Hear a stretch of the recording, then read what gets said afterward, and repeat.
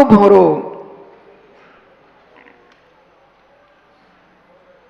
सुगंध घ्राण इंद्री, घ्राण इंद्री के असंयम से बचने के लिए योगीश्वर अपनी श्वासों पर नियंत्रण कर रहे हैं।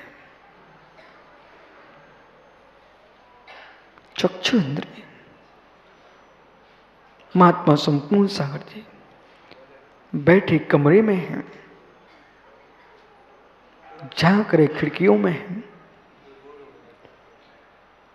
झांक रहे हो। हाँ, संयम से तो अज्ञानी बोर होता ही है। असंयमी को संयम कहां पसंद, डाकू को मेरे मित्र साहूकारी की बात कहां पसंद है। तस्कर को तो चोरी का आप रूप बताइए कैसे करना चाहिए। ओह, चक्षु इंद्रिय, कहां के आंखें, आंखें कहां कहां दौड़ रही हैं। इन नैनों में भरा है संयम, इन नैनों में भरा है बासल का नीर, इन नैनों में भरा है असंयम का जहर। इसलिए ज्ञानियों नेत्रों से प्रभु के छवि को निहारो ना, नेत्रों से निर्गंध गुरु के चरण निहारो ना, इन नेत्रों से जिनवाणी का वाचन करो ना, इन नेत्रों से तीर्थों की वंदना करो ना, लेकिन इन नेत्रों से मेरे मित्र दूसरे की लाल आंखों से अपनी आंखों को गर्म करके संयम का नाश मत करो।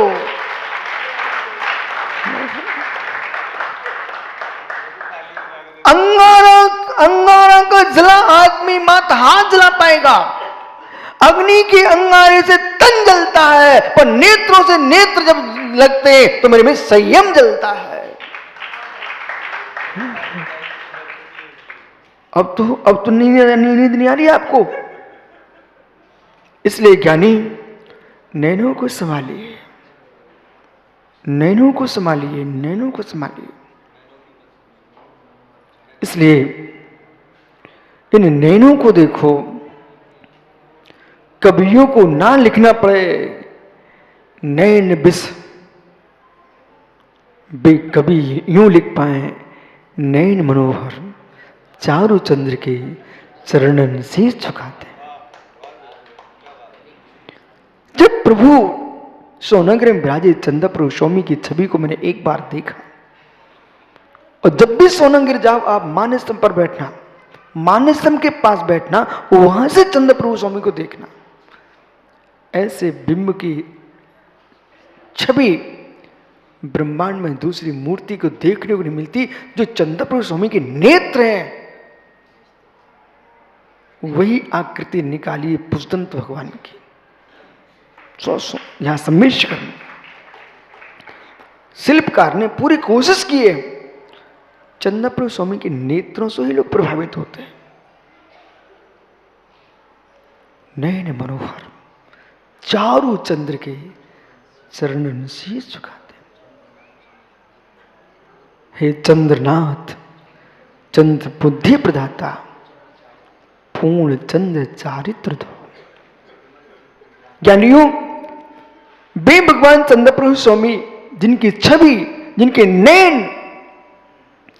योगी के नेत्रों को देख करके भोगियों को भी वैराग होने लगता है, और रागियों के नेत्र देख करके मेरे मित्र वैरागी भी राग में डूबने लगते हैं। इसलिए रागियों के नेत्र नहीं देखना चाहिए, वैरागियों के नेत्र देखना चाहिए।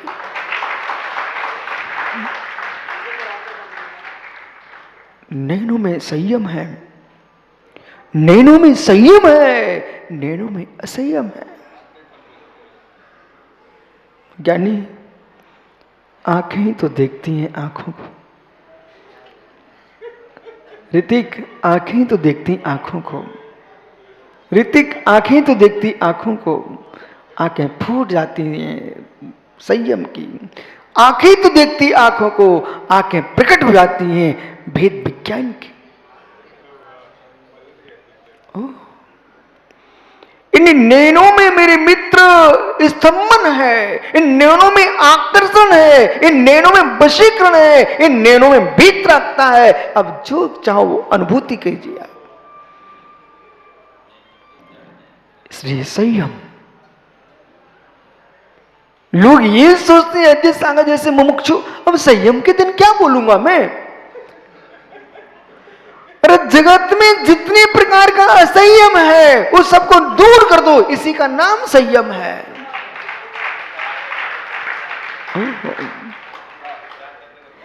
वो हमारे अनुज विष्णु सागर से बोल रहे, वो बोले तैयारी नहीं की। अरे ज्ञानी संयमी संयम के व्याख्या के लिए तैयार करके आएगा क्या? वो तैयार 24 घंटे रहता योगी।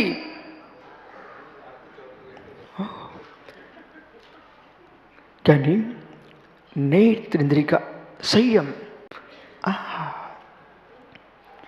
नीले पीले रक्त श्वेत श्याम सारे वर्णों को देख करके भी बेटा ज्ञानी दानी आदित्य, नीले पीले रक्त श्याम सफेद सारे चेहरों को देख करके भी जिनका हृदय काला ना हो, वो नेत्र इंद्रिय का संयम।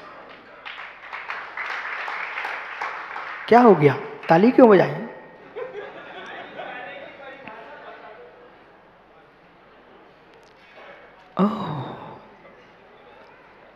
हे ज्ञानी नीले पीले रक्त श्याम श्वेत वर्णों के चेहरों को और नाना तस्वीरों को देख करके भी जिनका हृदय काला ना हो, उसका नाम संयम। गोरियों के गोरे तन को देख करके और तुम्हारे हृदय काले होने लग जाए, इसका नाम संयम है। ओहो, गोरों के गोरे चेहरों को देख करके मां किसी बहन का हृदय काला होने लग जाए, इसका नाम असंयम है। गोरे गोरियों के तन को मत देखो, इनके वर्ण नाम कर्म को देखो, वस्तु स्वभाव तो जो है सो है। संयम।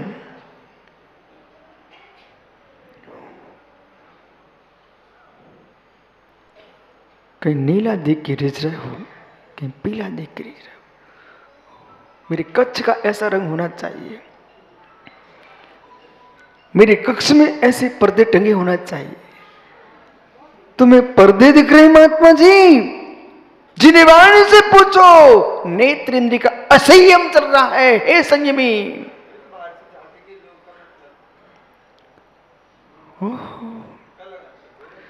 जगत बाहर से झांके, इसमें तुम्हारा असंयम नहीं होगा। जगत को तुमने झांक के देख लिया, तुम्हारा असंयम होगा। जगत मुझे निहारे, उनको तो मुनि के दर्शन होंगे, और मुनि जगत को निहारे, उसको मेरे में असंयम के दर्शन होंगे।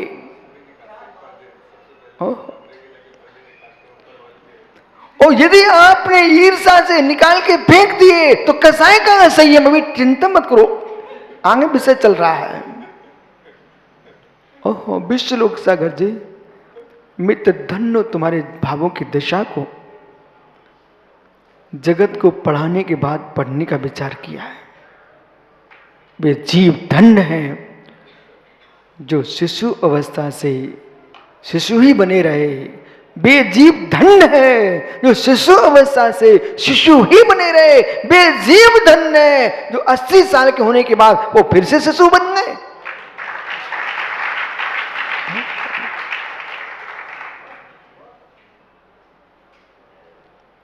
नेत्र इंद्रिय का ये आंखें समझ जाए और जीव समझ जाए तो विश्व समझ जाए। ये आंखें समझ जाए, ये जीव समझ जाए तो विश्व समझ जाए। ये आंखें नहीं समझ रही ना, और जीव नहीं मानती है। जीव हिल जाती है तो महाभारत हो जाता है, वो आंखें हिल जाती हैं तो शिशुपाल का वध कृष्ण कर देते हैं।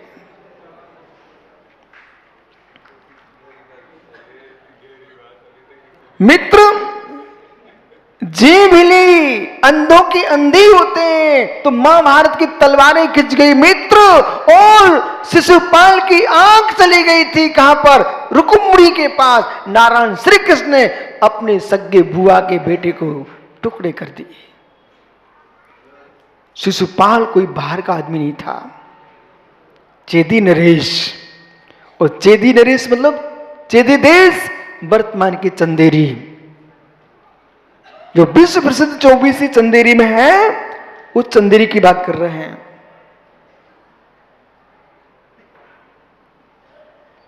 शिशुपाल वहां का सम्राट था, लेकिन वो रुक्मिणी के साथ शादी करना चाहता था। नारायण कृष्ण भी करना चाहते थे। ओहो, हे आंखें, हे आंखें, तुमने अपने सगे बुआ के बेटे को भी नहीं देखा। इतना ही नहीं, कुलभूषण देशभूषण से मिलो।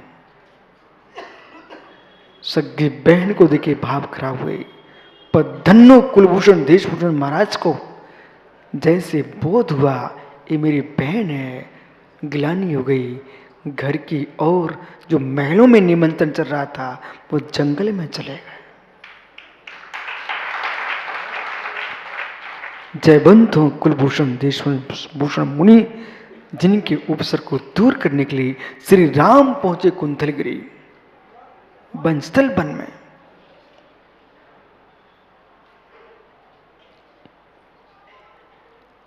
जब तक रामायणों में जैन रामायण का प्रवेश नहीं कराया जाएगा, रामायण अधूरी रहेगी। इसलिए जो रामायण का सीरियल चला था ना, उसमें उन्होंने पूर्ण रूप से जैन रामायण का सहारा लिया था, और बाद में लिख के भी दिखाते थे कि जैन रामायण पद्म पुराण से ऐसा दिया है। किन्होंने, क्या नाम भैया? रामानंद जी ने, उन्होंने बाकायदा उसको दिखाया भी है। ये जैन रामायण में ये विषय ऐसा है। जैन रामायण में रावण के 10 शीश नहीं बताए, वो विद्या से शीश बना लेता था। यानी आइए, अभी रावण के पास नहीं जाना है, रावण से बचना है। रावण से नहीं मिलना है, रावण के भावों से मिलिए। मित्र, यदि आपने असंयम किया है और असंयम बढ़ाने की अनुमोदना भी की है, तब भी समय तुमको देखेगा। अपने अधिकार का सम्यक प्रयोग करना सीखो। माताओं, आपके 7 फेरे पड़े थे, उस मंडप में आपने प्रतिज्ञा की थी, हम धर्म से एक दूसरे को दूर नहीं होने देंगे। आपका स्वयं का सासू का बेटा कोई गलत मार्ग को चुनने के लिए खड़ा हो जाए, अपने अधिकार का प्रयोग करना, उसका सहयोग नहीं करना कि कर लो ऐसा, बिल्कुल नहीं करना। बल्कि यूं कि ना, ये काम नहीं हो सकता, ये काम नहीं हो सकता। आपने भी सासू की बेटी को लेके आए हो,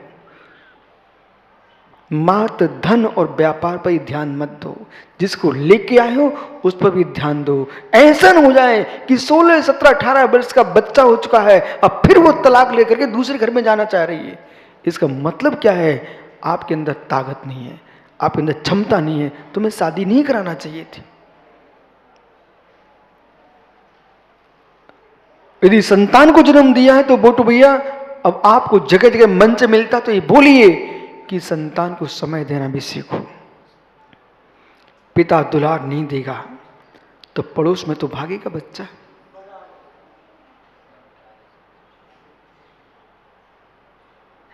पिता दुलार देता रहे तो बच्चे कोई चच्चे के घर ना पहुंचे, और चच्चा के घर बच्चा जा रहा है, इसका मतलब है कि पिता दुलार नहीं दे पा रहा। ओहो, विषय पकड़ना है, यहां विश्व सागर गलत में मत जाना। एक गहरा विषय क्या है? यदि मां स्वादिष्ट रोटी बनाए, स्वादिष्ट साग बनाए, तो कटोरी लेकर के चाची घर बच्चा साग मांगने न जाए। इसका मतलब है कि मां तू स्वाद नहीं भर पा रही है। समाज के मां को समय नहीं है, पिता को समय नहीं है, मां को समय नहीं है। मां एक बार अपने शरीर को सजाने का समय कम कर लो, लेकिन संतान को संस्कार देने का समय निकाल लो। यदि राष्ट्र संयम में रहेगा, समाज संयम में रहेगी, तो विश्व संयम में आ जाएगा। आज पूरे विश्व भारत की ओर क्यों श्रद्धा से सिर टेकता है? क्योंकि पूरे विश्व को मालूम है विश्व का सबसे शांत प्रिय आनंद से जीने वाला कोई देश है, उसका नाम भारत है। दुनिया के देशों में वैज्ञानिकों की तो भीड़ लग सकती है, लेकिन भारत ऐसा देश है ये विज्ञान के साथ वीतराग विज्ञान की भीड़ है। वीतराग विज्ञान की बात कहीं होती है, वो भारत देश है।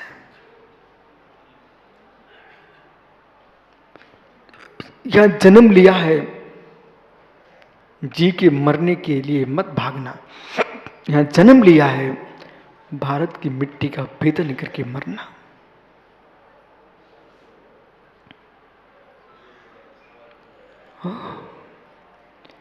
संयम मिला है, समाधि भी मिलना चाहिए।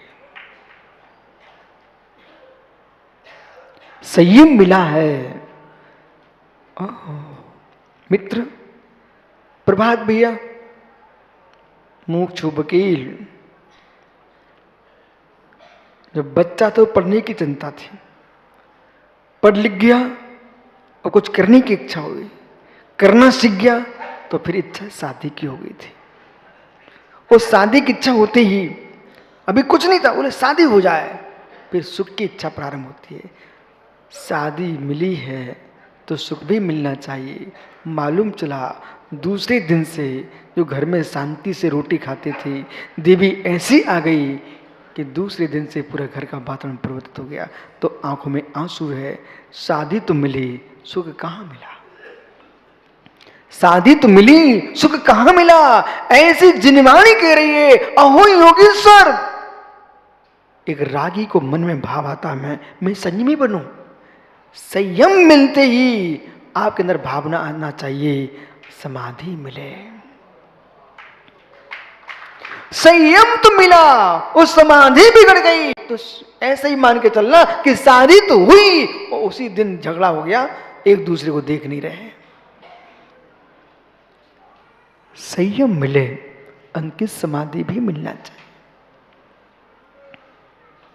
ये आंखें ही सब बातें कर लेती हैं।